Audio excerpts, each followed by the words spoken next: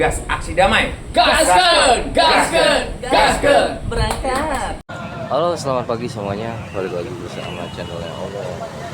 Guys, kita lagi ada di Senayan ya, di gedung MPR dan DPR ya guys. Ini kita lagi melakukan aksi damai. Ini kita semua sudah berkumpul di sini.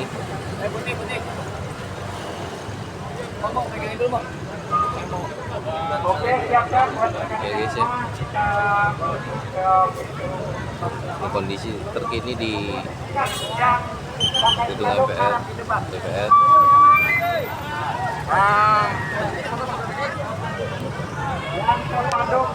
Kita lanjut berjalan untuk menuju ke pintu utama Dewan ya, DPR MPR ya guys, teman-teman.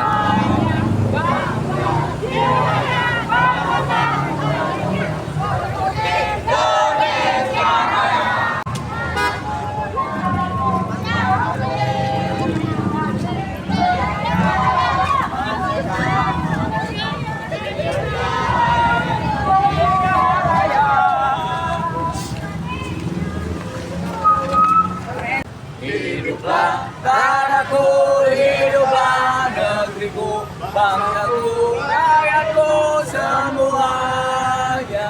Bangunlah jiwanya, bangunlah badannya untuk Indonesia Raya. Merdeka, merdeka tanahku, Indonesia Raya.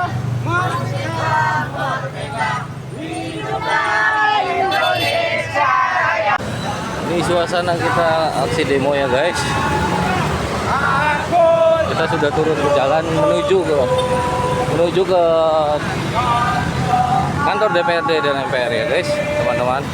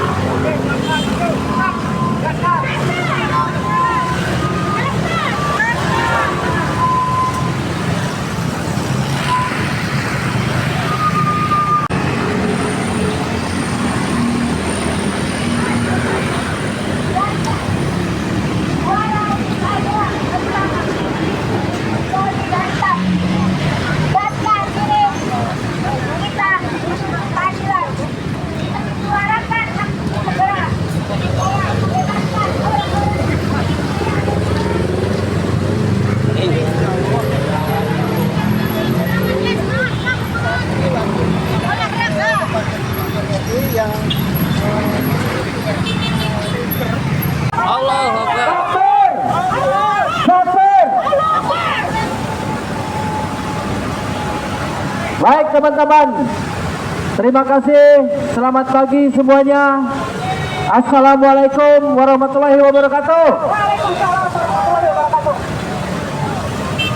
Hari ini kita berdiri di depan gedung DPR RI teruntuk Bapak Presiden Republik Indonesia Prabowo Subianto, kepada Ketua MPR, kepada Ketua Kejaksaan Agung, kepada Ketua Mahkamah Agung, kepada Kapolri.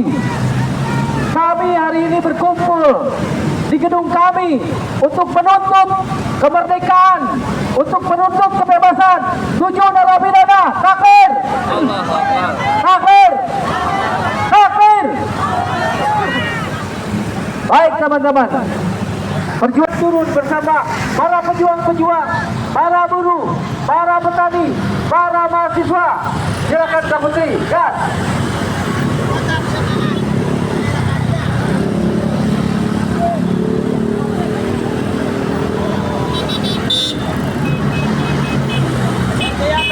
Wahai Bapak DPR yang terhormat, kami turun ke jalan adalah simbol dan ketidakadilan.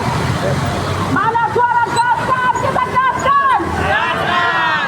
Mana Cirebon? Gaskan. Putri Flores. 1 minggu yang lalu saya terbang dengan pesawat datang dari Flores hanya karena terpanggil dengan hukum 7 terpidana. Saya datang dari Flores jauh-jauh untuk datang mewakili, bukan mewakili, dan terpanggil ke 7 terpidana. Sebelum saya Putri Flores dari Nusa Tenggara Timur demi untuk timah sana, saya datang ke Jakarta demi minta keadilan. Sebelum saya memberi orasi singkat ini, saya mengajak kalian semua mengucapkan turut berduka cita atas almarhumah Vina Cirebon. Kita semua berkumpul di tempat sini. Sebagai pembukaan, kita sambut dulu doa supaya berharap kita semua aksi ini berjalan sesuai dengan harapan dan lancar. Oleh karena itu, kami undang Bapak Ustadz Syafi untuk membawakan doa. Terima kasih. Assalamualaikum warahmatullahi wabarakatuh. Mari kita aminkan ya teman-teman. Kita dengan keyakinan agamanya masing-masing. Bismillahirrahmanirrahim. Alhamdulillahirabbil alamin. Hamdan syakirin, hamdan na'imin, hamdan yuwafi wa yukafi mazidah. Ya Rabbana lakal hamdu kama yanbaghi li jalali qawani sultanika. Allahumma salli wa sallim ala sayyidina Muhammad wa ala ali sayyidina Muhammad. Allahumma inna nas'aluka salamatan fid din wa afiyatan fil jasadi wa ziyadatan fil ilmi wa barakatan fil rizqi wa tawbatan qabla al maut wa rahmatan indal maut wa mafiyatan fi sakaratil maut wa najatan minal hisab. Ya Allah, ya Tuhan yang Maha Kuasa, yang Maha Mulia, yang Maha Adil. Hari ini ya Allah, kami berkumpul di sini dengan hati penuh harapan dan tekad untuk menegakkan keadilan di tanah air kami. Kami memohon kepadamu ya Allah, agar Engkau mendengarkan jeritan hati kami, suara rakyat yang tertindas, dan langkah perjuangan kami dalam menuntut keadilan. Kami mohon kepadamu ya Allah, agar Engkau memberikan kekuatan dan keteguhan kepada kami, para pejuang keadilan, dalam menyuarakan kebenaran terkait kasus yang telah mengguncang bangsa ini. Kasus Vina Cirebon adalah sebuah bukti nyata betapa hukum dan tidak berpihak pada yang lemah. Ya Allah, Engkau yang Maha Adil, Engkau yang Maha Mengetahui. Kami menyerahkan segala ketidakpastian ini kepadamu ya Rabb, agar Engkau membimbing kami menuju jalan kebenaran. Ya Allah, kami memohon agar Engkau membimbing para pemimpin dan penguasa di negeri ini, terutama mereka yang memiliki kewenangan dalam menjalankan proses hukum, agar mereka dapat bertindak dengan kejujuran, integritas, dan penuh tanggung jawab. Kami mohon agar Engkau memberikan kejaksaan kepada Kapolri, Kepala Kejaksaan Agung, Ketua Mahkamah Agung, serta Menteri Hukum dan HAM untuk menjalankan tugas mereka dengan adil dan transparan. Ya Allah, ya Rabbi, Engkau yang Maha Adil, kami memohon agar Engkau mengungkap kebenaran dari segala ketidakadilan yang telah terjadi. Biarkan kami melihat terang dari proses hukum yang sesungguhnya, agar tidak ada lagi yang tertindas dan disalahkan atas suatu yang tidak mereka lakukan. Bukakan jalan mereka ya Allah, yang ternyata untuk menegakkan keadilan yang jujur dan beradab ya Allah. Ya Allah, kami memohon agar Engkau menguatkan kami semua yang berada di sini, agar kami tetap bersatu. Tuntutan kami adalah tuntutan yang adil, bukan untuk membagi. Apa yang terjadi? Mereka dirampok hak asasi manusianya. Mana hal? Usut tuntas. Usut tuntas. Baik, untuk selanjutnya kita undang Ibu Aminah yang mewakili cerita hati daripada seluruh terpidana yang diduga keras mereka adalah bukan pelaku yang sesungguhnya. 3 DPO tangkap 3 DPO apabila mereka adalah pelaku sesungguhnya. Buktikan siapa yang berdalih, maka dialah yang membuktikan. Sana yang pura-pura tedo, pura-pura buta, pura-pura tuli, pura-pura bisu. Oleh karena itu, untuk Ibu Aminah dipersilakan. Tepuk tangan. Merdeka! Usut tuntas! Gaskan!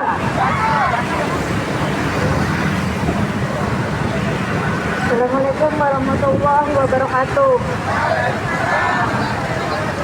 Yang saya hormati Bapak DPR, Ketua DPR, yang saya hormati Bapak Polisi yang ada di sini, yang saya hormati semua bapak-bapak yang peduli kepada anak-anak kami.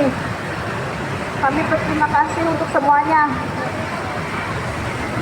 Di tahun 2016 tidak ada seperti ini.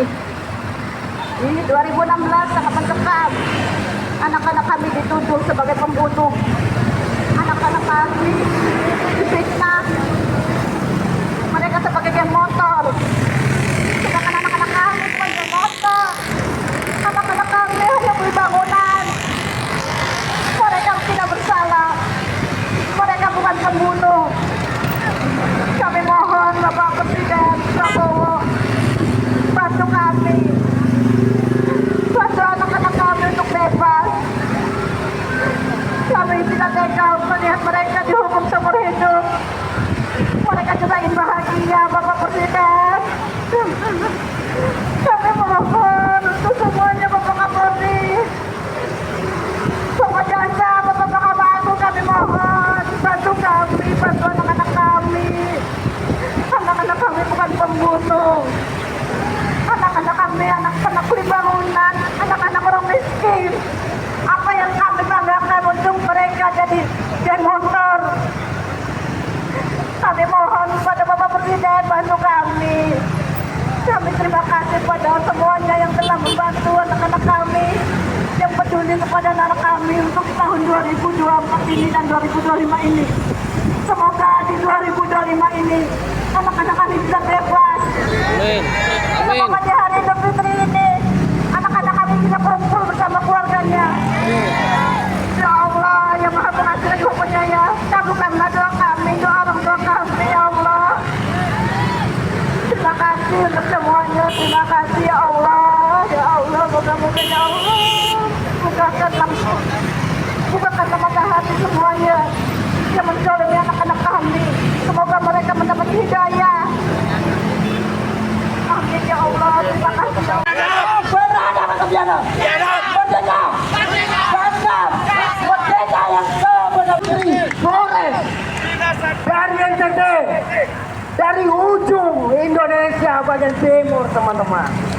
Kali ini mereka datang dan akan menyatakan sikap. Begitu takutnya seluruh rakyat Indonesia. Kami sambut Putri Flores dengan tepuk tangan yang beberapa hari lalu kami meminta izin untuk masuk ke dalam minimal 10 orang, maksimal sebanyak-banyaknya. Asik gak tuh?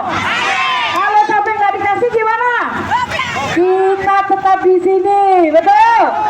Kalau sampai nggak dikasih masuk, kita tetap di sini. Hujan kecil, panas kecil, sampai kita diberi masuk, kita tetap di sini. Semangat? Masih semangat? Allahu Akbar. Pengadilan yang sudah mempunyai kekuatan hukum tetap. Tapi sayangnya ada barang yang bisa memastikan bahwa benar tidak 8 terpidana ini pembunuhnya tidak dibuka. Siapa yang tidak membuka? Pihak kepolisian tidak mau mengungkapkan kebenaran. Apa kebenarannya? Handphone dan CCTV kemana? Apa isinya? Benar tidak 8 terpidana ini adalah pembunuhnya, pemerkosanya, tapi mereka yang menggunakan seragam yang dikasih kewenangan tidak mau mengungkapkan kebenaran.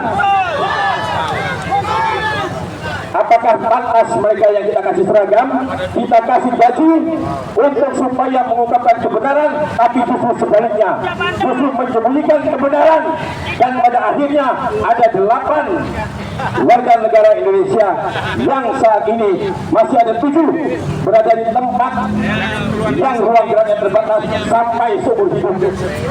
Apakah kita harus diam melihat peristiwa seperti ini?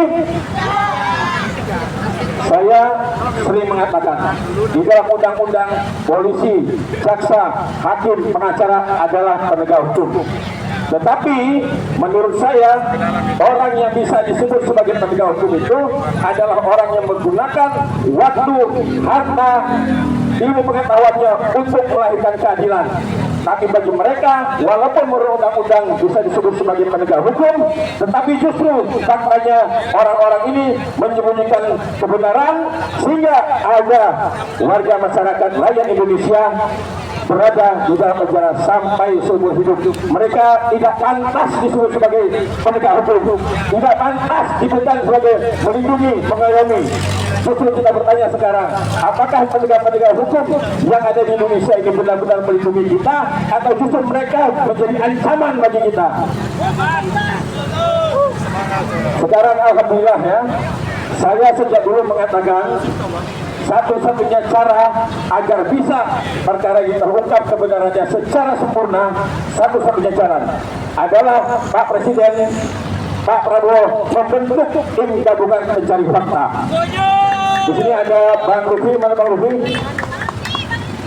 Bang Lufi, mana Bang Lufi? Nah ini Bang Lufi ini berjalan kaki dari Jepara ya.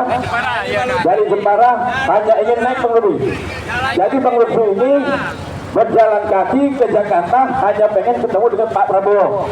Saya mendukung 100% langkah-langkah beliau. Kenapa? Satu-satunya jalan Pak Presiden bentuklah tim gabungan pencari fakta. Kenapa harus membentuk tim gabungan pencari fakta? Kita sudah tidak percaya lagi kepada institusi yang menyembunyikan kebenaran, yang selalu berbohong. Setiap muncul ini berbohong dan berbohong terus.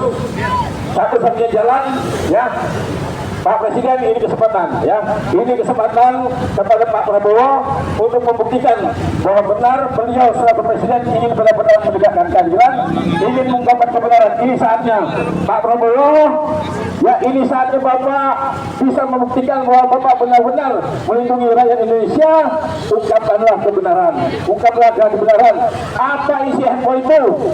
6 handphone disita tapi tidak digunakan, tidak dibuka sampai putusan pengadilan. Ini benar-benar gila ya, ada barang yang bisa memastikan bahwa benar tidak 8 terpidana ini adalah pelakunya, tapi sampai detik ini, sampai orang-orang mengatakan kita hormati urusan hukum, kita hormati keputusan hukum. Keputusan hukum yang mana yang harus kita hormati? Keputusan hukum yang mana yang terdapat kebohongan di dalamnya? Ya, mungkin itu saja saya sampaikan. Karena banyak teman-teman saya, ada Bang Nyoman, ada Bang Firdaus, ingin menyampaikan pendapatnya. Terima kasih, tetap semangat, gasan, gasan, gasan. Terima kasih. Assalamualaikum warahmatullahi wabarakatuh. Baik, terima kasih. Hari ini menjadi refleksi kita bersama, perenungan kita bersama, bahwa hukum sudah mati. Betul. Kematian hukum itu sangat tergantung kepada tangan orang-orang baik atau orang-orang jahat. Maka satu-satunya hukum ini akan menjadi baik sangat tergantung kepada tangan-tangan orang baik. Kita ingin mengubah reformasi secara total birokrasi penegakan hukum. Itu syarat yang pertama. Syarat yang kedua, mengendalikan moral para penegak hukum supaya jauh dari hedonisme, materialisme, individualisme yang bekerja berdasarkan mafia hukum dan kapitalis. Itu saja saran dan arahan saya untuk kita terus berjuang. Terima kasih. Merdeka! Merdeka!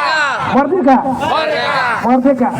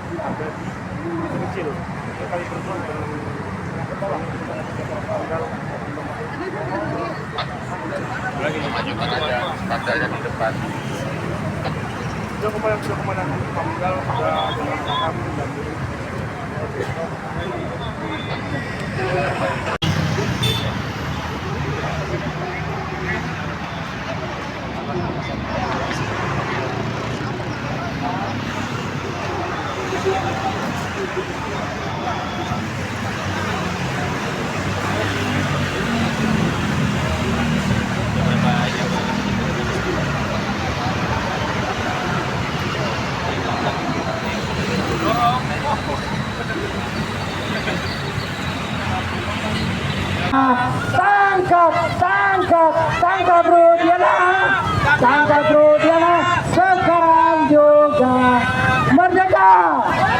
Usut tuntas. Tangkap Rudiana, sekarang juga. Tangkap Rudiana, sekarang juga.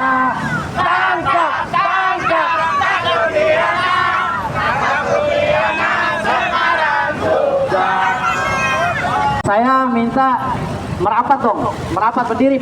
Jadi aktivis itu nggak boleh loyo. Ya, aktivis itu nggak boleh loyo, apalagi untuk memperjuangkan hak-hak masyarakat Indonesia. Ya, hari ini kita jumlahnya sedikit. Ya, hari ini kita berjumlah sedikit. Ya, tapi kita mewakili 300 juta penduduk Indonesia. Saudara-saudaraku, sebangsa dan setanah air, kenapa kita hari ini gusar dengan proses penegakan hukum di Republik Indonesia ini? Karena Indonesia ini masih menganut 3 sistem hukum. Yang pertama adalah hukum adat. Yang kedua, Anglo-Saxon yang berkaitan dengan jurisprudensi. Yang ketiga, Eropa kontinental. Jurisprudensi adalah cara hakim untuk memutuskan satu perkara dengan mengacu kepada putusan yang terdahulu. Hari ini kita tahu bahwa proses penegakan hukum terhadap kasus Vina sangat tercela sekali, ya, karena prosesnya sangat melanggar administrasi hukum. Bayangkan orang-orang yang dipaksa untuk mengaku, ya, perbuatan yang tidak pernah dilakukan oleh mereka, akhirnya sekarang ngandang sampai seumur hidup. Dan ini bisa menjadi jurisprudensi, ya, bisa menjadi acuan hakim dalam memutus satu perkara. Kalau ini tidak bisa diselamatkan, maka besok anak cucu Kapolri, anak cucu Presiden, anak cucu dari para menteri, anak cucu kita semua akan dilakukan hal yang sama oleh penegakan hukum di Indonesia. Karena sudah menjadi jurisprudensi. Jurisprudensi ini apabila dibiarkan, ini akan melegalkan kesalahan-kesalahan dan kecacatan administrasi hukum. Maka kegusaran-kegusaran ini harus kita bongkar agar kita tidak lagi cacat dalam akan melakukan penegakan hukum di Indonesia. Ingat, DPR besok keponakannya nanti ditangkap tanpa ada surat sprint. Ya, keponakannya diadili tanpa ada saksi di dalam pengadilan. Lalu kesaksiannya ada di dalam amar putusan. Ini kecacatan-kecacatan yang luar biasa, yang memalukan. Sehingga kita harus membongkar ini. Dan tidak penting siapa pelakunya. Yang penting ini prosesnya diadili secara signifikan dan diulang kembali. Makanya saya minta kepada DPR RI untuk membentuk tim panja. Tim panja, tim pencari fakta. Siapa sebenarnya pelaku ini dan bagaimana prosesnya? Kita ulang kembali, bebaskan 7 terpidana. 7 terpidana tidak boleh dihukum karena tidak kesalahan. Ya, ini semua kejahatan-kejahatan harus dibongkar di Indonesia karena ini memalukan. Dan saya itu aja, terima kasih banyak. Wassalamualaikum warahmatullahi wabarakatuh. Waalaikumsalam.